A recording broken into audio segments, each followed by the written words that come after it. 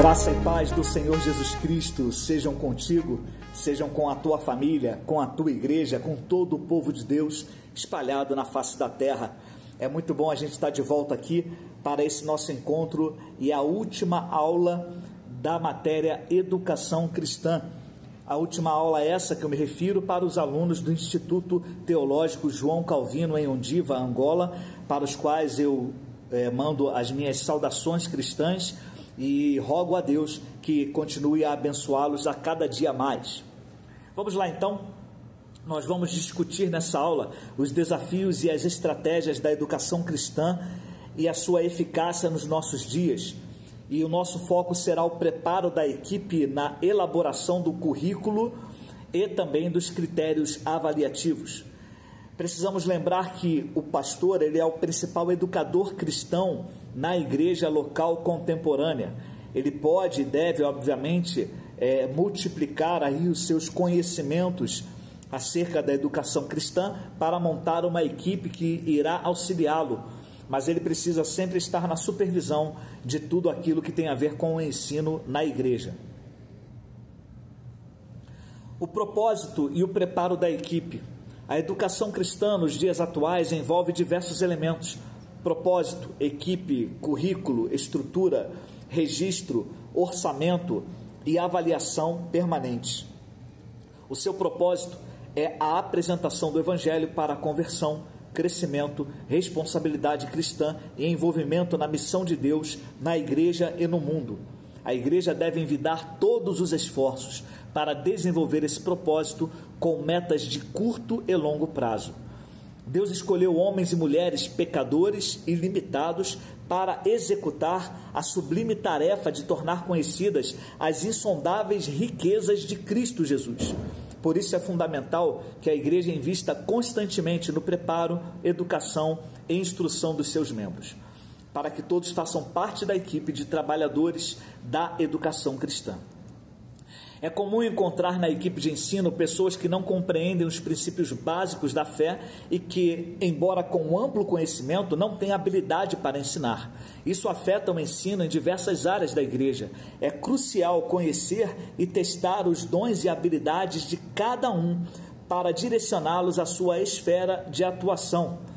Uma equipe, quando bem treinada, facilita a missão da igreja, evita a sobrecarga dos pastores e dos seus líderes e garante pessoas suficientes para todas as demandas. É necessário oferecer um suporte contínuo, como cursos, capacitações, materiais didáticos, para que o trabalho seja de qualidade, prazeroso e comprometido. Seguindo adiante, irmãos, temos a questão da elaboração do currículo escolar. A elaboração do currículo é uma área que merece atenção especial. Ele deve atender aos anseios de todas as áreas da igreja: escola bíblica dominical, estudos semanais, sermões, reuniões de oração, grupos familiares, pequenos grupos, ministérios, entre outros.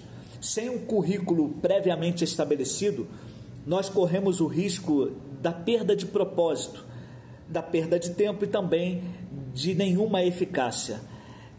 Dessa forma, então, vamos cair na rotina e na improvisação, o que certamente não abençoará o povo de Deus e será um empecilho, uma barreira e um obstáculo grande na propagação do Evangelho. Não há como educar de maneira eficaz sem um programa que oriente o ensino e a aprendizagem.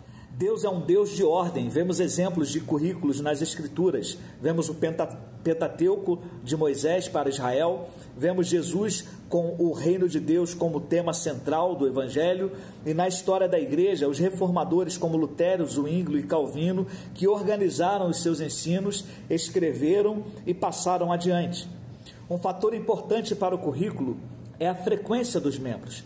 Isso ajuda a definir o conteúdo, a forma de ministrar e o material a ser utilizado. Manter os registros atualizados é essencial. Também é crucial considerar o orçamento da igreja para os recursos necessários e também para a estrutura física de onde acontecerão as aulas. Dessa forma, então, esta estrutura deverá oferecer condições apropriadas para o ensino e para o desenvolvimento da educação cristã.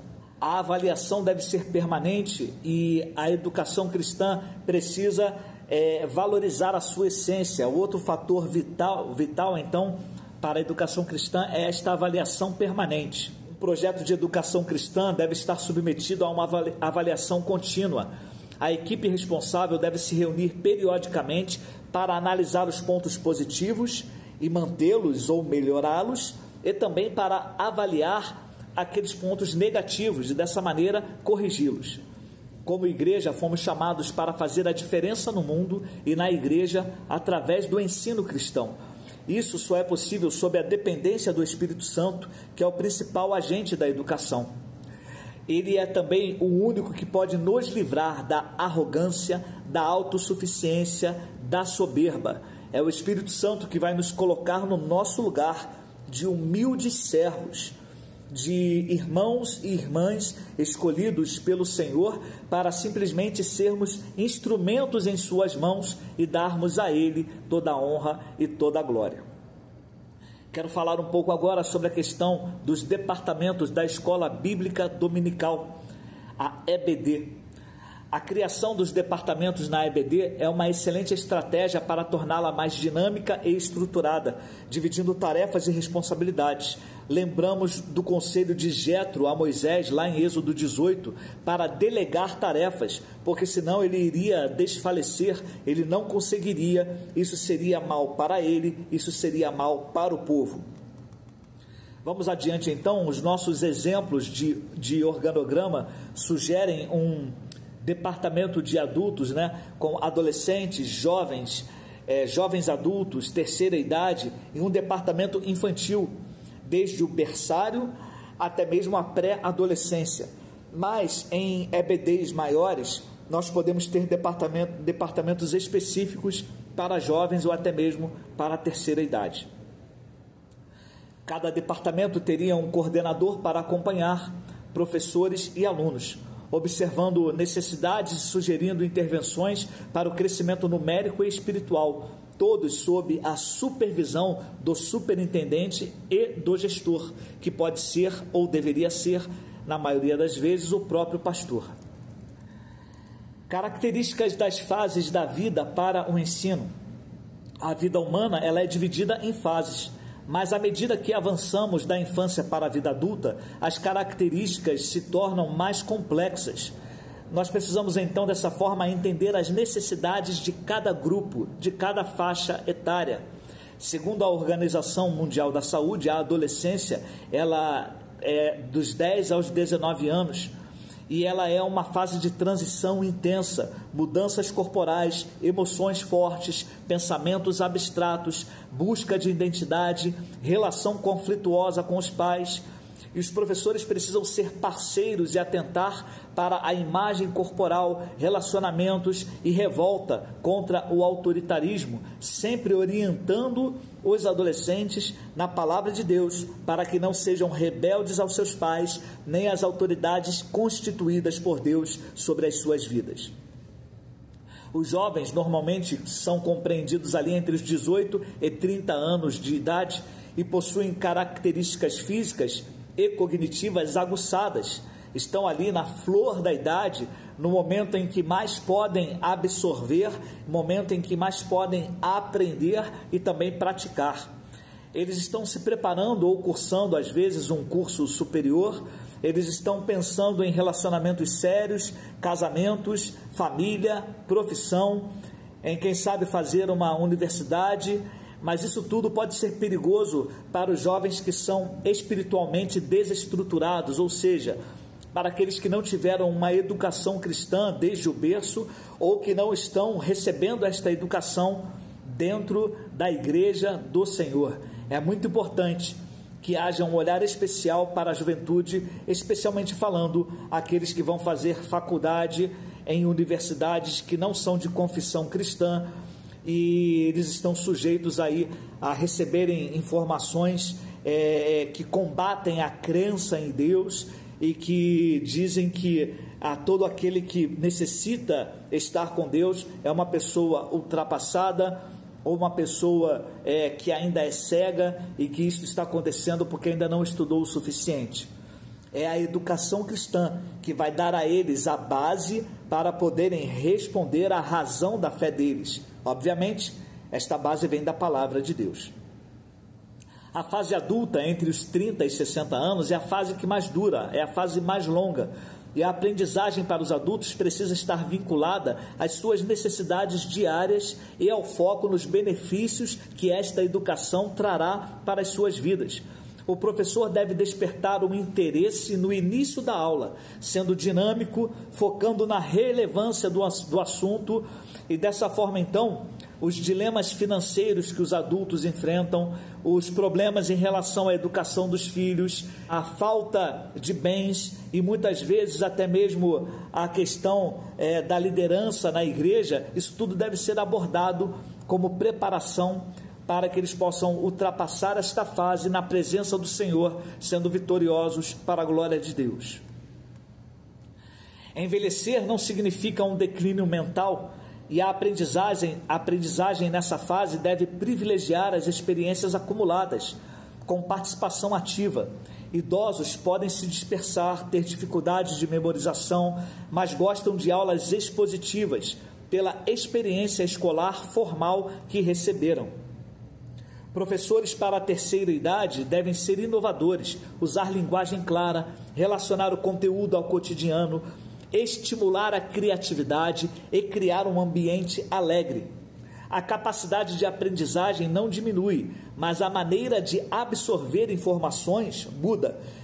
Lidar com a indisciplina, ou seja, com conversas paralelas sobre o passado e também sobre até mesmo o futuro, a criação dos filhos e netos, e a necessidade da socialização, isso é crucial no trato com as pessoas da terceira idade durante a educação que elas vão receber.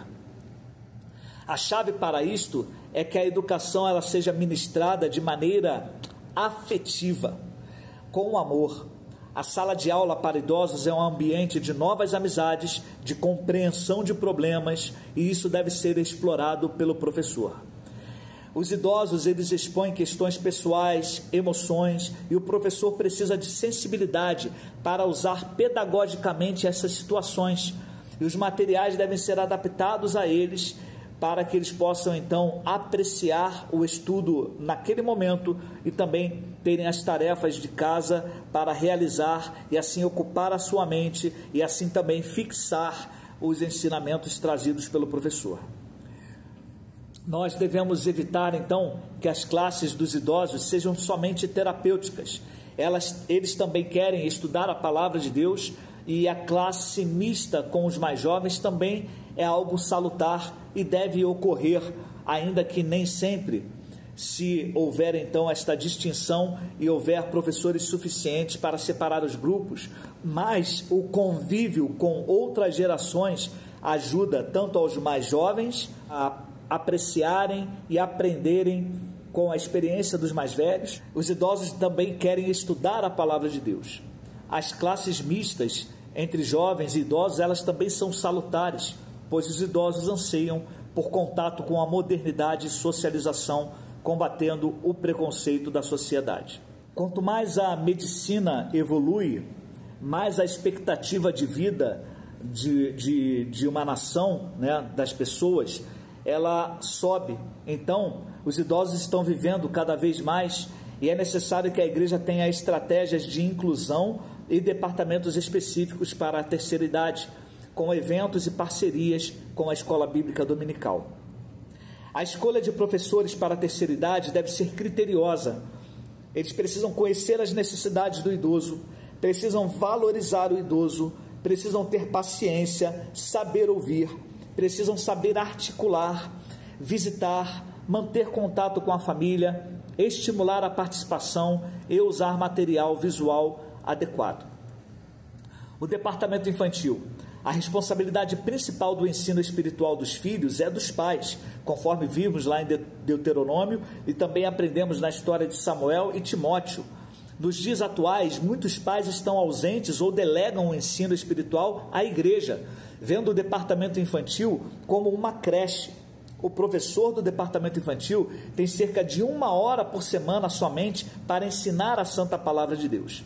Os objetivos principais do departamento infantil são a salvação, porque crianças também são pecadoras, e o crescimento espiritual, edificando a fé dos pequeninos para que eles possam resistir ao mal, e também o serviço cristão, preparando as crianças para evangelizar o mundo.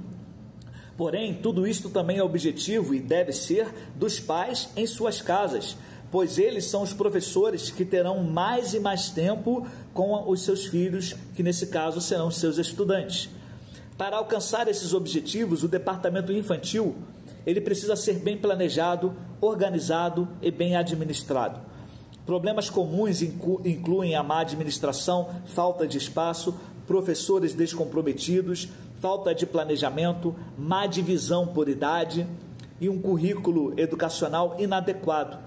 A falta de cooperação dos pais também é um problema, e o material didático e o treinamento também, muitas vezes não há treinamento adequado para aqueles que estão responsáveis por ensinar as nossas crianças. Ao planejar, considere então os alunos, porque muitos vêm de contextos socioeconômicos diferentes e complexos, a violência, a exposição precoce à mídia, e os professores precisam ter o currículo e o material didático adequados para este ensino.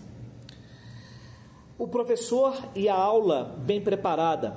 Para um ensino claro e eficiente, o professor precisa organizar o seu plano de aula. Ele deve considerar a sua personalidade, seus alunos e a metodologia, ou seja, qual é o público-alvo, como que eu vou alcançá-los da melhor forma.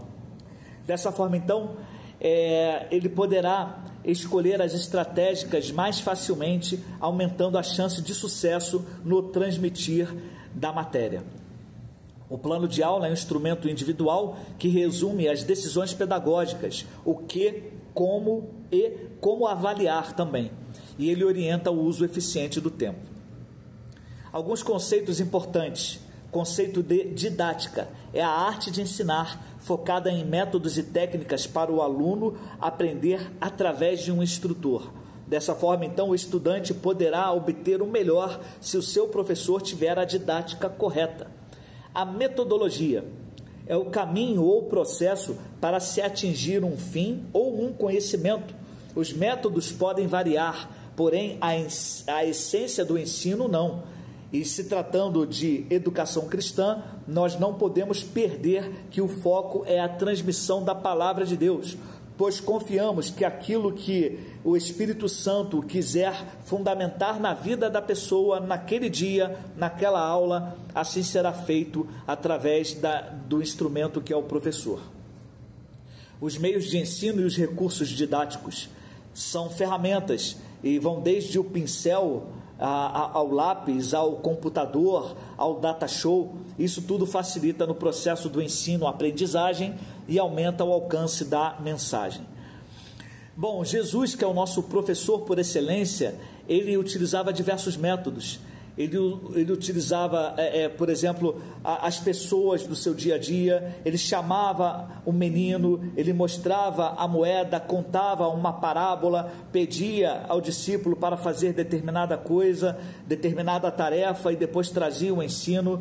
Ele usava da dramatização conforme os sacramentos, a ministração da ceia, contava as histórias e preleções como o Sermão da Montanha, e utilizava-se do método também de perguntas e discussões e debates. Jesus estava sempre pronto ali para poder ensinar, e para cada momento ele usava um método diferente que iria alcançar uma pessoa diferente ou um grupo de pessoas diferentes. Ao preparar a aula, então, o professor precisa definir um tema objetivo e interessante, deixando os objetivos claros, indicando aquilo que se espera do aluno, ou seja, você deve demonstrar para que você possa ter nas suas aulas o resultado eficiente. Demonstrar então o amor, demonstrar então o cuidado, demonstrar então o preparo, demonstrar o compromisso com a palavra do Senhor e com o próprio Senhor. Dessa forma, as aulas serão abençoadoras. Concluído então esta nossa última aula do módulo de Educação Cristã, Os desafios da educação cristã são muitos, mas a dependência do Espírito Santo e a dedicação ao ensino da palavra, como o príncipe dos educadores fez, na verdade, um mestre por excelência, né, o Senhor Jesus, isso nos capacita a superar esses desafios e temos a certeza de que na dependência do Espírito Santo de Deus conseguiremos cumprir a nossa missão. Eu e você temos uma responsabilidade para com o povo de Deus, e esta responsabilidade passa por estudarmos diariamente a palavra do Senhor, porque ela é a fonte de toda educação cristã, do Gênesis ao Apocalipse. Não devemos negligenciar o contato com esta palavra, uma vida devocional, uma vida de oração, uma vida de congregação com os santos filhos de Deus. Dessa forma, nós nos ajudamos mutuamente, oramos uns pelos outros e a igreja do Senhor vai obter o crescimento necessário vindo da parte de Deus, porque não importa se é Apolo, não importa se é Paulo, se é Pedro, não importa quem é o instrumento, mas a verdade é que o crescimento vem da parte do Senhor.